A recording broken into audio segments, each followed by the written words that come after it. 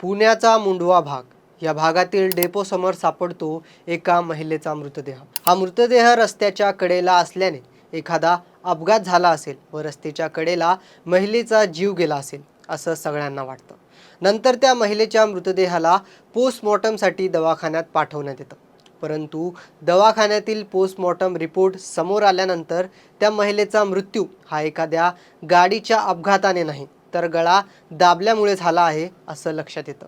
यातूनच पोलीस महिलेचा मोबाईल ताब्यात घेतात आणि त्या मोबाईलमुळे त्या महिलेच्या मृत्यूचं खरं कारण समोर येतं आणि हे कारण कळताच पोलिसांनाही धक्का बसतो।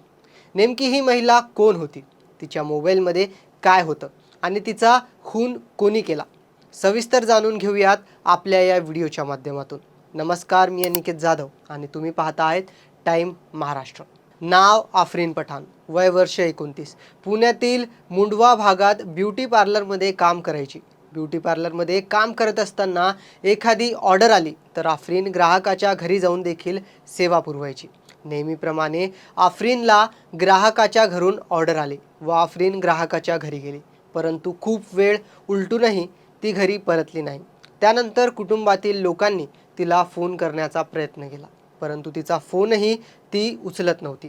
आफरीन घरी न परतल्यामुळे तिच्या कुटुंबियांनी पोलीस स्टेशनला फिर्याद दाखल केली, परंतु मध्यरात्रीच्या सुमारास आफरीनचा मृतदेह केशवनगर परिसरातील कचरा डेपोच्या समोर रस्त्याच्या कडेला सापडला।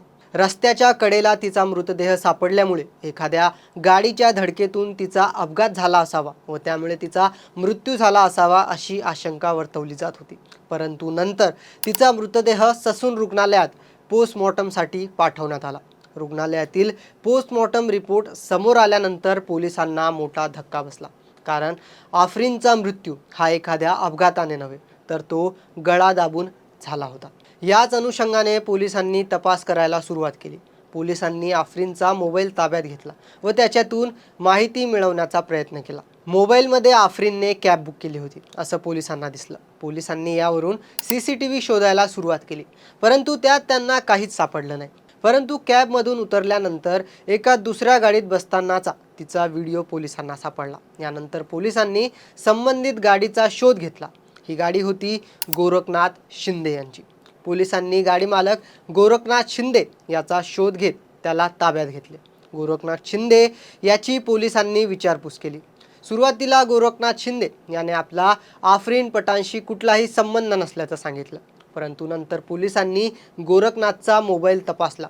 मोबाईलमधील सर्व फोटो व व्हिडिओ त्याने डिलीट केले होते, त्यामुळे पोलिसांचा आणखी संशय वाढला। त्यांनी गोरखनाथच्या मोबाईलमध्ये आफरीनचा मोबाईल नंबर शोधला तर तो त्याच्या मोबाईलमध्ये सेव्ह होता।